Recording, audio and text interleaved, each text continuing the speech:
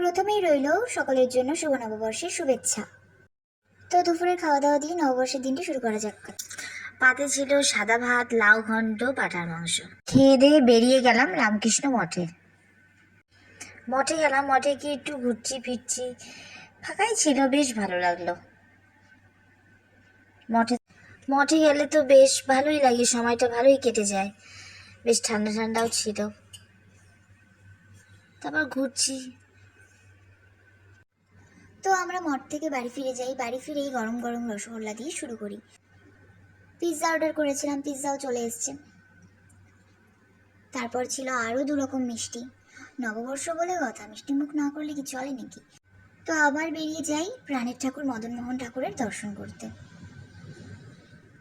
তো মদনমোহন বাড়ি যাচ্ছি এখন। আপনারা দেখতেই পারছেন প্রচণ্ড ভিড় ছিল। তারপর ভিড় ঠেলেই ঢুকলাম। মদনমোহনকে দর্শন তো করতেই হবে।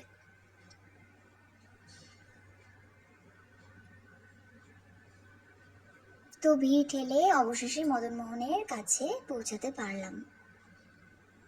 এই তো আমাদের সেই প্রাণের ঠাকুর মদনমোহন। তার দর্শন করে যেন সব ভিড়ভাট্টা ভুলে গেছি।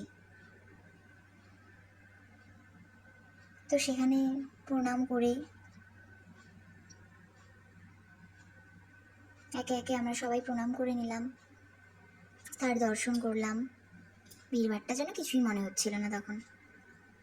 তারপর মদনমোহন বাড়িটা ঘুরে ফিরে দেখছিলাম, বেশ গরমও ছিল কিন্তু।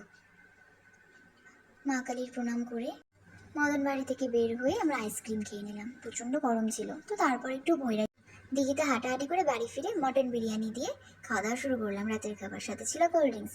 তো আপনারা ভালো থাকবেন, সুস্থ থাকবেন, দেখা হচ্ছে আবার পরবর্তী ব্লগে।